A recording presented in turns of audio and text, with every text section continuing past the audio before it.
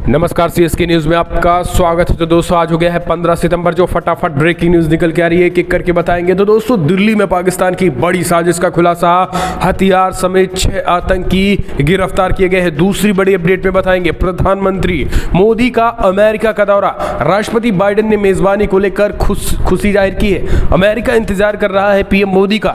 इस बीच अगली अपडेट बताएंगे, क्वाड देशों की बैठक में भारत की इस बार अहम जिम्मेदारी मिलने वाली है। इस बीच चाइना और पाकिस्तान तिल मिलाया हुआ है साउथ चाइना सी को लेकर। चौथी बड़ी खबर में बताएंगे। तो दोस्तों भारत पीएम मोदी के दौरे से ठीक पहले पाकिस्तान पर प्रतिबंध की तैयारी में अमेरिका गैर नाटो सहयोगी देशों का दर्जा समाप्त करने वाला है। जी हां, इनके बारे में आपको बताएंगे। और उस बीच तालिबान में अंदरूनी कला है, इस बात की जानकारी कोई और नहीं, तालिबानी प्रवक्ता ने कहा यह सरकार अभी अस्थायी है, यानी स्थायी सरकार नहीं हो पाई है। तो इनके बारे में भी आपको बताएंगे। और उस बीच पाकिस्तान में मिलेंगे भारत और ईरान के विदेश मंत्री। ईरान ने दी तालिबान को चेतावनी, पाकिस्तान पर भी करारा हमला बोल दिया है। तो दोस्तों भारत के साथ आ गया है ईरान, तालिबान और पाकिस्तान पर बड़ा हमला बोला। तो एक एक करके आप विस्तार से बताएंगे। जहां मुंगेरी लाल के सपने, हसीन सपने देख रहा है चाइना, 2040 तक अरुणाचल प्रदेश पर कब्जे करने की तैयारी, 2060 में रूस पर बोलेगा हमला और 2025 तक ताइवान को बनाएगा अपना। इसके बारे में आपको बताएंगे। लेकिन उससे पहले एक छोटा सा निवेदन, अगर आपने चैनल को अभी तक सब्सक्राइब नहीं किया तो चैनल को सब्सक्राइब कर। अगर आप भी मानते हैं प्रधानमंत्री मोदी के नेतृत्व में देश चीन और पाकिस्तान दोनों को मुंहतोड़ और करारा जवाब देगा, तालिबान को भी, तो इस वीडियो को लाइक करके अपना समर्थन दर्ज कर। दरअसल पहली बड़ी अपडेट निकल के आ रही है। तो दोस्तों दिल्ली में पाकिस्तान की बड़ी साजिश का खुलासा, हथियार समेत 6 आतंकी गिरफ्तार, पाकिस्तान से सीधे संबंध बताए जा रहे हैं। दरअसल जांच एजेंसी ने पाकिस्तान द्वारा पोषित एक आतंकी मॉड्यूल का भंडाफोड़ कर दिया है। इस मामले में जांच एजेंसियों ने 2 पाकिस्तानी समेत नागरिकों समेत 6 लोगों को गिरफ्तार कर लिया है। पकड़े गए पाकिस्तानी भारत में इस आतंकी मॉड्यूल को ऑपरेट कर रहे थे। इन सभी से लगातार पूछताछ की जा रही है। दिल्ली में पाकिस्तान की बड़ी साजिश का खुलासा करते हुए एजेंसी ने 2 पाकिस्तान नागरिकों समेत 6 लोगों को गिरफ्तार कर लिया है। जानकारी के मुताबिक इस पाकिस्तानी आतंकी मॉड्यूल के लिए काम करने वाले 2 लोगों ने पाकिस्तान में ट्रेनिंग हासिल की थी। इस आतंकी मॉड्यूल का खुलासा करने के लिए एजेंसी ने यूपी, महाराष्ट्र, दिल्ली में छापेमारी की और कुल 6 लोगों को गिरफ्तार कर लिया है। एजेंसी का दावा है कि पकड़े गए इन संदिग्ध आतंकियों के पास से बड़ी मात्रा में हथियार और विस्फोटक बरामद किए गए हैं। पाकिस्तान आधारित आतंकी मॉड्यूल के सदस्य 2 पाकिस्तानियों के इशारे पर काम कर रहे थे। तो ये खुलासा हुआ, हालांकि सेना पूरी तरीके से मुस्तैद है। हम चलते हैं अगले अपडेट लेते हैं। तो दोस्तों बाइडेन तैयार है प्रधानमंत्री मोदी की मेजबानी के लिए। जी हाँ, खुशी से इजहार जाहिर कर दिया। दरअसल पीएम मोदी और अमेरिका के राष्ट्रपति जो बाइडेन 24 सितंबर को वाशिंगटन में मुलाकात करेंगे। दरअसल जनवरी 2021 में जो बाइडेन के सत्ता संभालने के बाद ये पहला मौका होगा जब भारत के प्रधानमंत्री और अमेरिका के राष्ट्रपति आमने सामने मुलाकात करेंगे। पीएम मोदी 22 सितंबर रात अमेरिका की राजधानी वाशिंगटन पहुंचेंगे। इसको लेकर व्हाइट हाउस ने जारी बयान किया है। राष्ट्रपति बाइडेन के हवाले से जारी बयान में पीएम मोदी की मेजबानी को लेकर खुशी का इजहार किया गया है। दरअसल अमेरिका में क्वाड देशों की बैठक भी होनी थी, जिसमें भारत, अमेरिका के अलावा ऑस्ट्रेलिया और जापान के प्रधानमंत्री भी शामिल होंगे। पीएम मोदी के अमेरिका दौरे पे तालिबान, चीन और कोरोना पर चर्चा होने की उम्मीद है। 25 सितंबर को न्यूयॉर्क में संयुक्त राष्ट्र महासभा के 76वें सत्र को संबोधित भी करेंगे। तो ये एक तरीके से अमेरिका तैयार है पीएम मोदी की मेजबानी के लिए। अगले अपडेट ले लेते। तो दोस्तों क्वाड देशों की बैठक में भारत को क्या होगी अमेरिका से उम्मीदें, बाइडेन के समक्ष मित्र देशों का भरोसा। दरअसल अफगानिस्तान में अमेरिकी सैनिकों की वापसी और सऊदी अरब में अपनी पैट्रियट मिसाइल सिस्टम को हटाने के लिए अंतर्राष्ट्रीय परिपक्वता में क्वाड देशों की बैठक काफ़ी अहम माना जा रहा है। यह बैठक ऐसे समय में हो रही है जब अफगानिस्तान को लेकर अमेरिका की दुनिया में किरकिरी हुई है। सऊदी से पैट्रियट मिसाइल सिस्टम को हटाने को लेकर कई मायने निकाले जा रहे हैं। एक खास बात यह है कि अफगानिस्तान में इस अमेरिकी रणनीति से भारत के समक्ष एक बड़ी चुनौती उत्पन्न हुई है। चाइना को अफगानिस्तान में विस्तार करने का मौका मिला। अफगानिस्तान में तालिबान, पाकिस्तान और चाइना के संगठन साठगांठ से भारत एक समक्ष नई चिंता भी उत्पन्न हुई है। लेकिन इस बीच आपको बता दें कि क्वाड देशों पर कई चीज़ें निर्भर होगी और आने वाले समय में क्वाड साउथ चाइना सी समेत तमाम मुद्दों पर चर्चा भी होने वाली और जल्दी बैठक होगी। अगली अपडेट, पाकिस्तान को सबक सिखाने की तैयारी में अमेरिका खत्म कर सकता है गैर नाटो सहयोगी देशों का दर्जा। इसके साथ ही तमाम चीज़ों पर एक बार फिर से विचार कर रहा है। तालिबान को खुलेआम मदद करने वाले पाकिस्तान अब अमेरिका के निशाने पर है। अमेरिका के विदेश मंत्री एंटनी ब्लिंकन ने कहा है कि पाकिस्तान के पिछले 20 साल के दौरान की भूमिका की जांच की जाएगी। इसके साथ ही गैर नाटो सहयोगियों के रूप में पाकिस्तान को मिला दर्जा खत्म करने की मांग उठ रही है। 9/11 हमले के बाद से अब तक पाकिस्तान जिस तरीके से तालिबान को खड़ा करने में संरक्षण, मदद और अपनी ज़मीन उपलब्ध कराई गई है, इसको लेकर विदेश मंत्री को अमेरिकी सांसदों की नाराज़गी का शिकार होना पड़ा है। पाकिस्तान की भूमिका को लेकर भड़के सांसदों को बाइडेन प्रशासन ने आश्वासन दिया है कि इस देश को दोहरी भूमिका की जांच की जाएगी और ज़रूरत पड़ी तो कार्रवाई भी की जाएगी। हम चलते हैं अगली अपडेट लेते हैं। तो दोस्तों, तालिबान ने इस बात को कबूला कि अभी अस्थायी सरकार अंदरूनी मामले में किसी भी देश को दखल बर्दाश्त नहीं। टकराहट की आशंका जो हो रही थी अब वो सच साबित हुई है।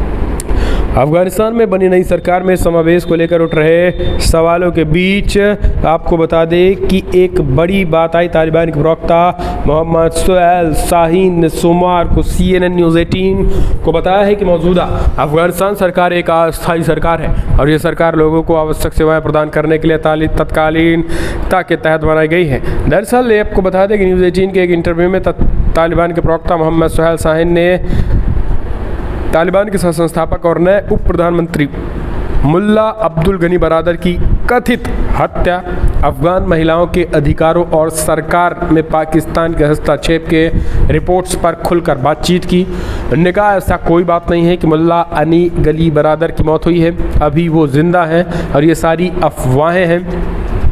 उन्होंने कहा है कि किसी भी तरीके से हम इन सारी चीज़ों का पुरजोर खंडन करते हैं। अगली अपडेट लेते हैं। तो दोस्तों, तजाकिस्तान में मिलेंगे भारत और ईरान के विदेश मंत्री। तालिबान पाकिस्तान की नापाक जोड़ी के खिलाफ बनेगा मोर्चा। दरअसल अफगानिस्तान में मौजूदा हालात में दुनिया के देशों की चिंता बरकरार है। इसे लेकर तजाकिस्तान में एक अहम बैठक होने वाली है जिनमें भारत समेत कई देशों के प्रतिनिधि शामिल होने वाले हैं। वहीं ईरान के नए विदेश मंत्री हुसैन आमिर ने अपने भारत दौरे को फिलहाल टाल दिया है क्योंकि वो भारतीय विदेश मंत्री डॉक्टर एस जयशंकर से दुशांबे यानी तजाकिस्तान मुलाकात करेंगे। इसके बाद वो भारत आएंगे। दोनों के बीच ये मुलाकात अफगानिस्तान में तालिबान के शासन और पाकिस्तान की भूमिका को देखते हुए काफ़ी अहम माना जा रहा है। दरअसल हिंदुस्तान टाइम्स की रिपोर्ट्स के मुताबिक दुशांबे में होने वाली बैठक में चाइना के विदेश मंत्री वांग ई और पाकिस्तान समकक्ष शाह महमूद कुरैशी भी शामिल होंगे।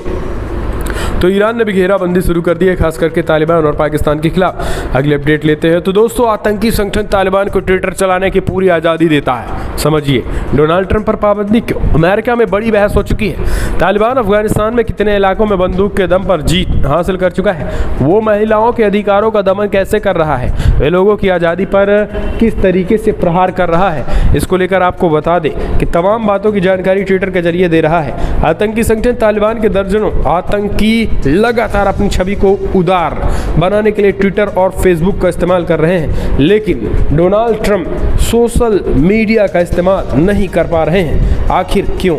दरअसल अमेरिका में इन दिनों बहस जोर पकड़ रहा है कि आखिर तालिबान को अगर इजाज़त मिल रही है ट्विटर चलाने की, तो फिर अमेरिकी के पूर्व राष्ट्रपति डोनाल्ड ट्रंप को आखिर क्यों नहीं? क्या वो तालिबान से भी ज़्यादा खूंखार आतंकवादी संगठन है?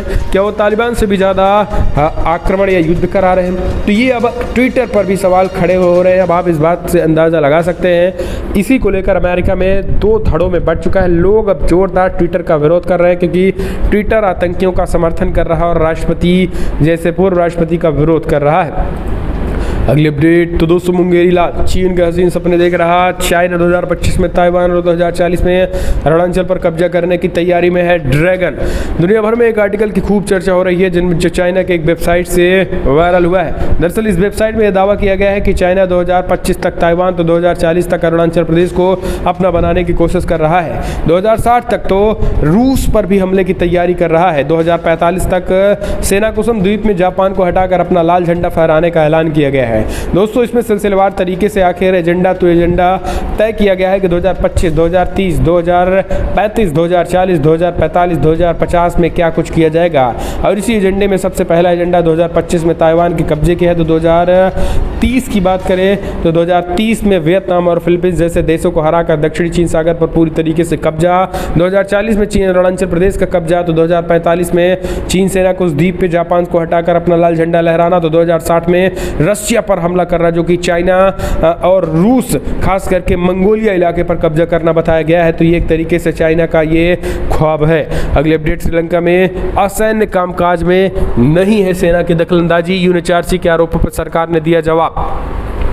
श्रीलंका ने मंगलवार को संयुक्त राष्ट्र मानवाधिकार की बात करें तो फिर चुनाव राष्ट्रीय मानवाधिकार आयोग के आरोप से इनकार किया। सेना सैन्य कामकाज में अपनी भूमिका का विस्तार कर सकती है। साथ ही कहा है कि सरकार के पहल का उद्देश्य बढ़ती महंगाई के बीच खाद्य सुरक्षा को सुनिश्चित करना भी है। जिनेवा में श्रीलंका के मानवाधिकारों की स्थिति पर ब्यौरा देते हुए संयुक्त राष्ट्र मानवाधिकार उच्चायुक्त मिशेल बैचलेट ने सोमवार को चिंता भी जताई है। तो ये एक तरीके से चिंता जताते हुए तो दोस्तों ईरान और तालिबान में ठन गई है। ईरान की चेतावनी पर भड़का तालिबान, कहा पंजशीर आंतरिक मामला, हस्तक्षेप किया तो ठीक नहीं होगा।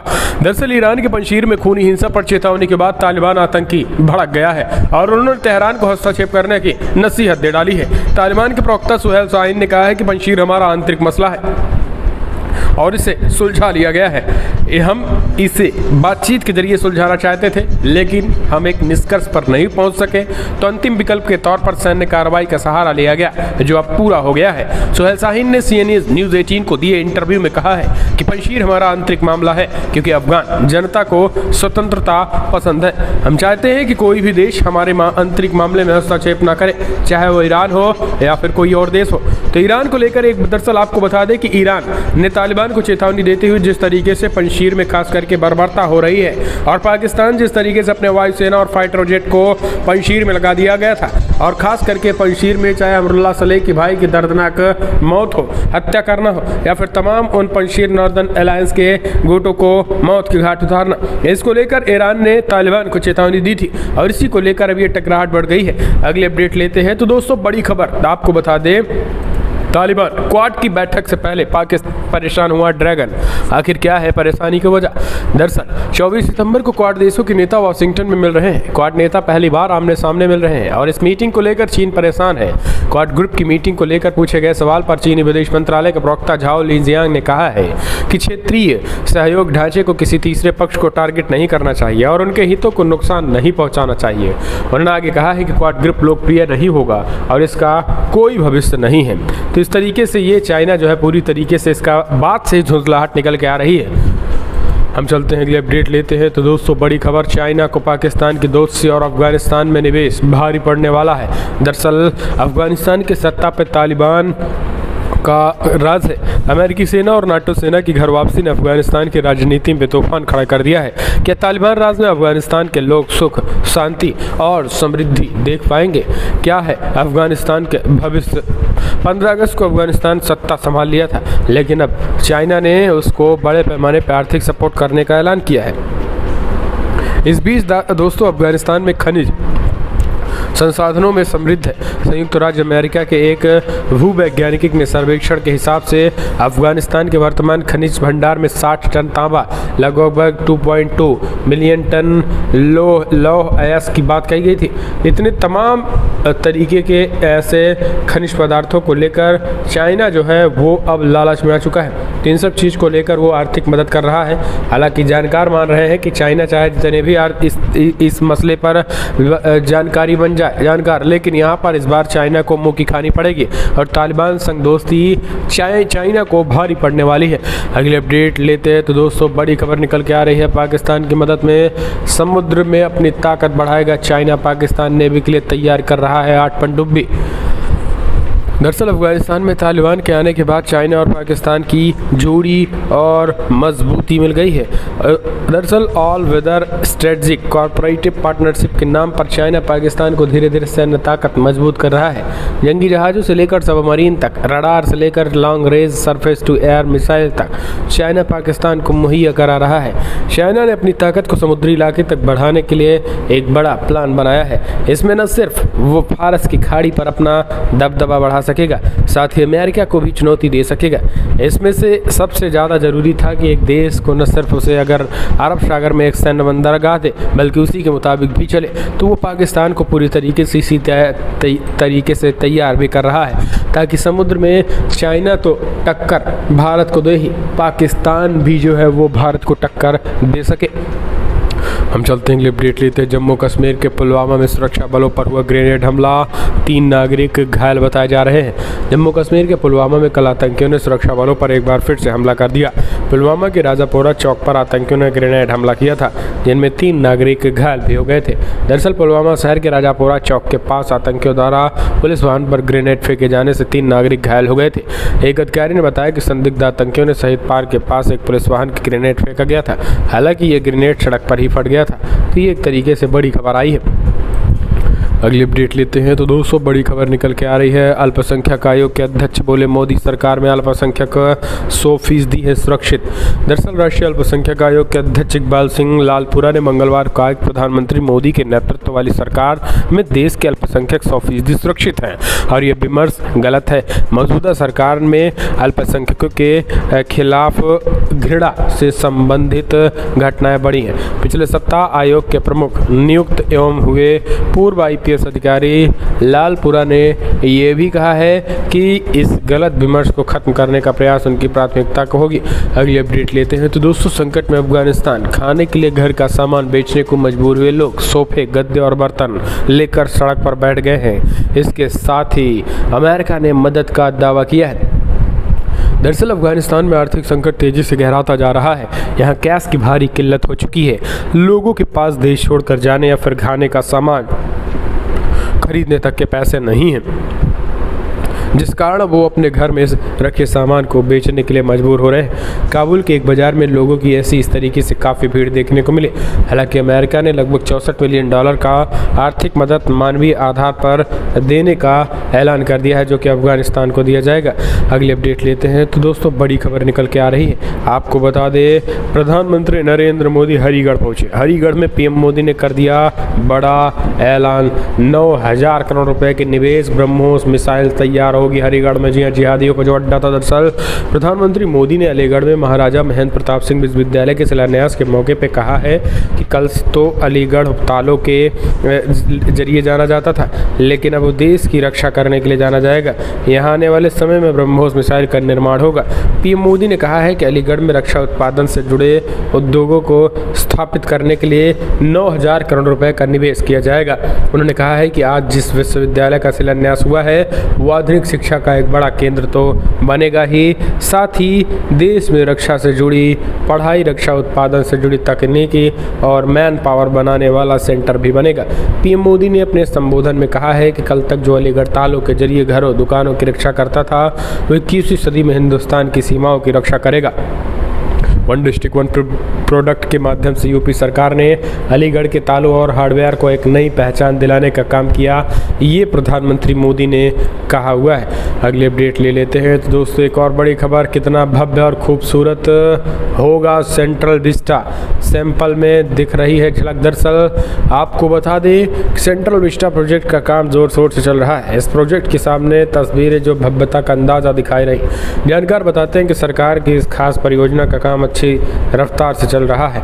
हालांकि कोरोना वायरस महामारी के चलते इसकी प्रगति में कुछ देरी जरूर देखी गई थी। उम्मीद की जा रही है कि अगले गणतंत्र दिवस परेड का आयोजन स्थल यही होगा। हर जगह लाल ग्रेनाइट पत्थरों के रास्ते, नहर पार करने के लिए पुल, थोड़ी थोड़ी दूरी पर पत्थर की खूबसूरत बेंच और रोशनी की पर्याप्त व्यवस्था सेंट्रल विस्टा की झलक दे रहे हैं। और अभी तक तैयार हुए सैंपल स्ट्रेच का आकार 190 मीटर लंबा और 45 मीटर चौड़ा बताया है। हम चलते हैं अपडेट। बादा में बंद में अब माफिया डॉन मुख्तार अंसारी की तबीयत बिगड़ गई है। कड़ी सुरक्षा के बीच मेडिकल कॉलेज में रवाना कराया गया। दरअसल माफिया डॉन और मोब से विधायक मुख्तार अंसारी की बादा जेल में अचानक तबीयत बिगड़ गई। मुख्तार अंसारी की तबीयत बिगड़ने पर डॉक्टरों की सलाह से जेल प्रशासन ने ली, जिसके बाद उसे कड़ी सुरक्षा में मेडिकल कॉलेज भेज दिया गया। जानकारी के अनुसार मुख्तार की हालत पूरी तरीके से गंभीर बनी हुई है। इससे पहले मुख्तार अंसारी को कोरोना हो गया था। मुख्तार अंसारी की तबीयत बिगड़ने के बाद अफसरों की मीटिंग चेकिंग हो रही है। जेल प्रशासन ने अभी इसी मामले में कोई बयान नहीं दिया है। जेल अधीक्षक प्रभाकांत पांडे ने कहा है कि हालातों पर नज़र बनी हुई है और इस बारे में मीटिंग्स की जा रही हैं। अभी सही से इस पर कोई जानकारी नहीं दी जा सकी है। हम चलते हैं अगले अपडेट लेते हैं। तो दोस्तों, प्रधानमंत्री के जन्मदिन पर BJYM 20 दिन तक चलाएगी कैंपेन। नव भारत मेला समेत इन विशेष कार्यक्रमों का भी होगा आयोजन।